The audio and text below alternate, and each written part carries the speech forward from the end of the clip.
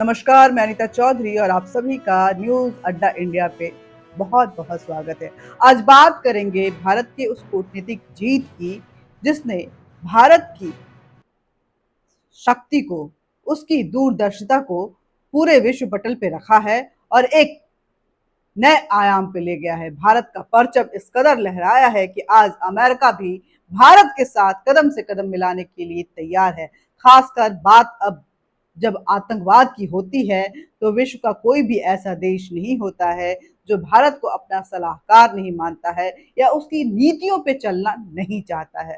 भारत की कूटनीतिक जीत हुई है और 26/11 का वो मास्टरमाइंड जो सबसे बड़ा सूत्रधार था तहव्वुर राना, वो भारत आ चुका है। ये मोदी सरकार की सबसे बड़ी जीत भी कह सकते हैं, क्योंकि यूपीए सरकार के दौरान इसी तहव्वुर राना को अमेरिकी कोर्ट ने सबूतों के अभाव में रिहा कर दिया था। हेडली अभी भी अमेरिका के कोर्ट में है और मोदी सरकार के आने के बाद अमेरिकी सरकार ने हेडली से पूछताछ की। अमेरिकी सरकार ने भारतीय एजेंसियों को इजाजत भी दी थी और हेडली से पूछताछ के बाद ही तहव्वुर राना के खिलाफ बहुत अहम सबूत मिले। और जब ट्रंप दूसरी पारी खेलने के लिए अमेरिका की सत्ता पे काबिज हुए तो भारत के कई ऐसे लोग, विपक्ष सहित वो वामपंथी लोग, भारत का माहौल उड़ा रहे थे कि ट्रंप जिस तरह से टैरिफ भरा रहे हैं, जिस तरह से भारत के लिए अप्रवासियों के नीति अपना रहे हैं, वो कहीं ना कहीं भारत को भारी पड़ा है और अमेरिका भारत को अंगूठा दिखा रहा है। लेकिन बता दें कि ट्रंप ने सत्ता संभालते ही जब पहली मुलाकात राष्ट्रपति ट्रंप और प्रधानमंत्री मोदी की हुई तो ट्रंप ने ये वादा किया कि तहव्वुर राना वो उनके हवाले करेंगे। अमेरिका एक्स्ट्राडिशन के तहत तहव्वुर राना को भारत के सौंपेगा और अब ट्रंप ने यह भी ऐलान किया कि तहव्वुर राना एक खूंखार आतंकी है। भारत आ चुका है। एनआईए, भारतीय एजेंसी एनआईए तहव्वुर राना को भारत लेकर के आई है। लगातार पूछताछ चल रहा है। हालांकि तहव्वुर राना कुछ भी बताने से साफ साफ इनकार कर रहा है, हर सवाल के जवाब गोल मटोल दे रहा है। और जैसे ही तहव्वुर राना भारत पहुंचा, पाकिस्तान ने तहव्वुर राना से अपना पल्ला झाड़ लिया है। पाकिस्तान की विदेश मंत्रालय से बयान आया है कि तहव्वुर राना का पाकिस्तान से कोई भी लेना देना नहीं है। तहव्वुर राना कनाडा का नागरिक है, लेकिन आपको बता दें कि तहव्वुर राना पाकिस्तान की आर्मी में कार्यरत था। ये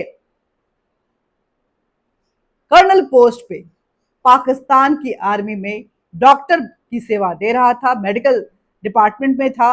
और फिर उसके बाद ये कनाडा आया था, कनाडा का नागरिक की नागरिकता इसने ली। उसके बाद वो भारत आया और भारत में हाफिज सईद, अजहर मसूद जैसे आतंकियों के लिए हैंडलर का काम कर रहा था।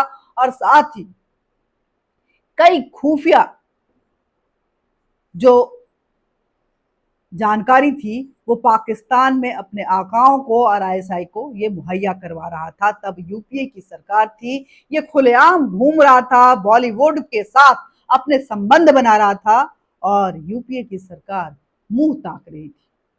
जब तहव्वुर राना भारत आया तो कांग्रेस के कई नेताओं ने तहव्वुर राना के भारत आने के लिए अपनी क्रेडिट लेनी शुरू कर दी। कपिल सिब्बल ने कहा कि तहव्वुर राना का भारत आने में कांग्रेस का भी बहुत बड़ा हाथ है, क्योंकि एनआईए की गठन कांग्रेस ने ही 26/11 हमले के बाद किया था। उस वक्त के गृह मंत्री पी चिदम्बरम से भी कुछ इसी तरह के बयान आए। बयान सिर्फ यहीं तक नहीं रुके, जहां कांग्रेस नेता प्रमोद तिवारी ने कहा कि तहव्वुर राना को लाने में बहुत देर कर दी मोदी सरकार ने और ये आतंकवाद को लेकर के लचर रवैया अपनाते हैं। वहीं कन्हैया कुमार जो राहुल गांधी के बेहद करीबी दोस्त हैं, उनका कहना है कि तहव्वुर राना तो आ गया लेकिन 15 लाख कब आएंगे। आप समझिए कि किस तरह के बयान आ रहे हैं। सरकार 15 लाख कब सबके खाते में देगी। आप समझिए कि एक आतंकी को जो अमेरिका के कस्टडी में भी नहीं था, उसे छोड़ दिया गया था, वहां की नागरिकता कनाडा का नागरिक था ये, उसको भारत एक्स्ट्राडिशन संधि के तहत भारत की सरकार भारत लेकर आती है और जिसकी तलाश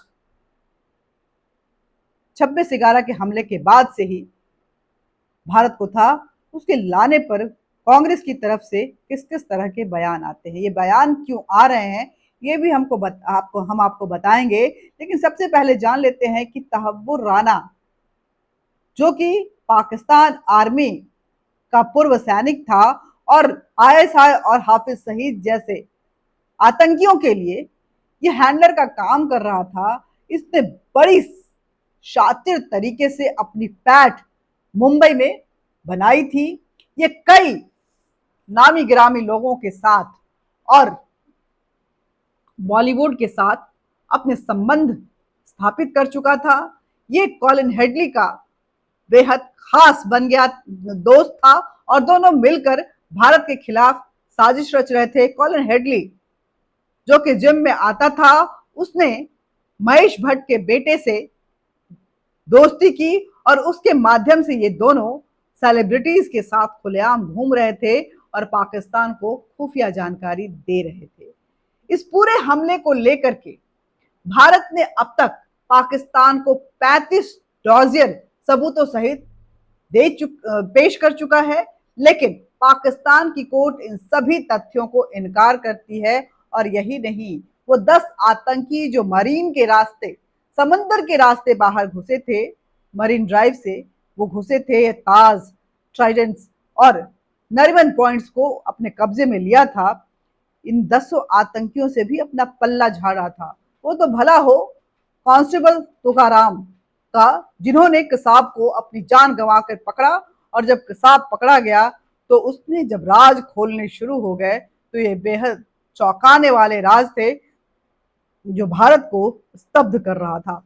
आपको बता दें कि इस पूरे मामले में अगर हम देखें तो कैसे कैसे बयान जो कांग्रेस की तरफ से आ रहा है वो भी अपने आप में बेहद चौंकाने वाला है। क्योंकि आपको बता दें कि जब ये हमला हुआ था तो वो 10 आतंकी जो आए थे वो हाथों में कलावा यानी मोली जिस जो होता है वो बांधे हुए थे और उन्हें हिंदू बनाकर पाकिस्तान ने भारत में स्टैब्लिश किया था, उनको लॉन्च किया था। और इस मोली का ही हवाला दे करके गृह मंत्री पी चिदम्बरम से लेकर के उस समय के केंद्रीय मंत्री दिग्विजय सिंह इसे भगवा आतंक का नाम दे रहे थे, हिंदू आतंकवादी उसे ठहरा रहे थे। और यही नहीं, इस हमले के ठीक 10 दिन बाद एक बुक भी रिलीज होती है 26/11 हमले को लेकर के, और उस बुक में इस पूरे हमले पर भगवा आतंकवाद के नाम पर वो निकाला गया किताब, इस हमले के साथ आरएसएस के तार जोड़े जाते हैं। उसके बाद क्या कुछ नहीं हुआ वो भी हम बताएंगे किसी अन्य दिन एक बातचीत के जरिए। लेकिन इस भगवा आतंकवाद का पोल तब खुला जब तुकाराम, कांस्टेबल तुकाराम ने कसाब को पकड़ लिया। हालांकि कसाब को पकड़ते हुए तुकाराम को अपनी जान गंवानी पड़ी। और आश्चर्य की बात है ये है कि उस समय जो महाराष्ट्र के मुख्यमंत्री थे पृथ्वीराज चौहान, उन्होंने अपील की है कि तहव्वुर राना को एक अच्छा वकील जरूर मिलना चाहिए। वो उस समय कसाब को लेकर भी लचर रवैया अपना रहे थे। आतंकवादी ताज में, ट्राइडेंट में और नरीमन पॉइंट में घुसे हुए थे और लोगों की जान ले रहे थे। और उस समय वहां के मुख्यमंत्री पृथ्वीराज चौहान बॉलीवुड को ऑन लोकेशन ले जाकर के अगले फिल्म की तैयारियां करवा रहे थे। ये उस समय का रवैया था उस सरकार की, जिसको लेकर उनकी बहुत किरकिरी भी हुई थी। यही नहीं, बरखा दत्त और ऐसे कई जो एनडीटीवी के रिपोर्टर्स थे, उस समय के जर्नलिस्ट थे, उनको खुलेआम उन्होंने छूट दे रखी थी, जो live telecast on the spot location से कर रहे थे और एक एक चीज की जानकारी दे रहे थे। ये जानकारी टीवी के माध्यम से पाकिस्तान तक पहुंच रहा था। हाफिज सईद, मसूद अजहर और आईएसआई इसका पूरा फायदा उठा रहे थे। और यही वजह थी कि इस पूरे ऑपरेशन को करने में इतने दिन लग गए थे और जिसमें 166 लोगों की जानें चली गई थी। यही नहीं, इस ऑपरेशन को करने के लिए स्पेशल टास्क फोर्स को पहले डिप्लॉय करना चाहिए था, जो कि मुंबई में खुद इसके लिए स्टैब्लिश्ड है गोरखा रेजिमेंट का एक आर्मी का की यूनिट, उसको डिप्लॉय कर सकते थे। लेकिन स्थानीय पुलिस को इसके लिए डिप्लॉय किया गया। पुलिस पूरी तरह से नाकाम हो गई।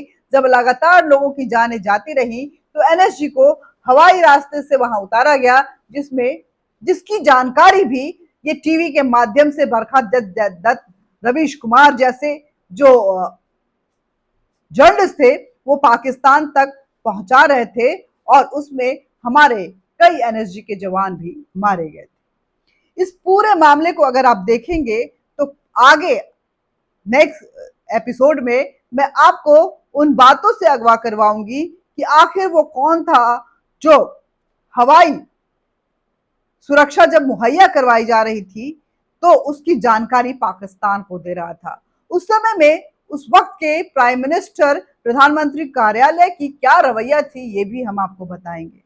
उस वक्त में कौन सा नेता किस किस तरह के चरित्र को अपना रहा था ये भी हम आपको अगले बातचीत में बताएंगे। लेकिन यहाँ आपको ये बताना जरूरी है कि ये पूरा जो 26/11 था ये इतना आसान नहीं था। ये सिर्फ पाकिस्तान की साजिश का नतीजा नहीं था। आप लोग बहुत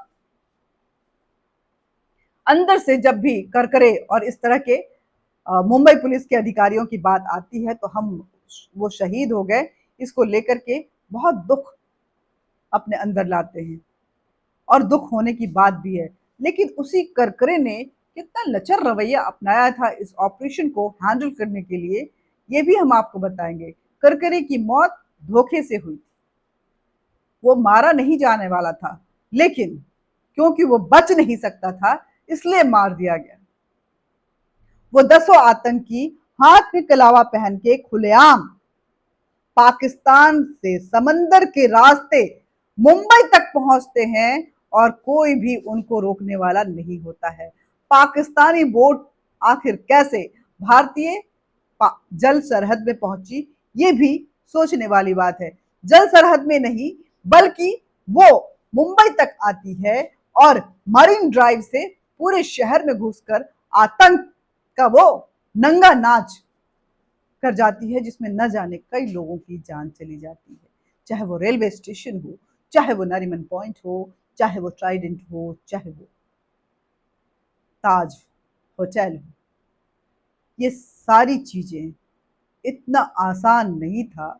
या तो सरकार सो रही थी या कहीं ना कहीं इस साजिश में पाकिस्तान का साथ दे रही थी, क्योंकि आरएसएस के कदम आतंक के खिलाफ उस समय बुलंद हो रहे थे, और उस समय कांग्रेस की सरकार को कहीं ना कहीं स्टैब्लिश करना था कि भगवा आतंक जैसा भी कोई चीज होता है, और इस भगवा आतंक के पीछे आरएसएस का हाथ है। आगे इस चर्चा को जारी रखेंगे। अगले एपिसोड में आप हमसे जरूर बातचीत कीजिएगा। लेकिन ये समझ लीजिए कि तहव्वुर राना का आना भारत में कोई मामूली बात नहीं है। तहव्वुर राना यूपीए सरकार के समय रिहा हो चुका था। मोदी की सरकार आती है, एक बार फिर अमेरिका से बातचीत होता है, हेडली के साथ पूछताछ होती है, उस पूछताछ में कई खुलासे होते हैं।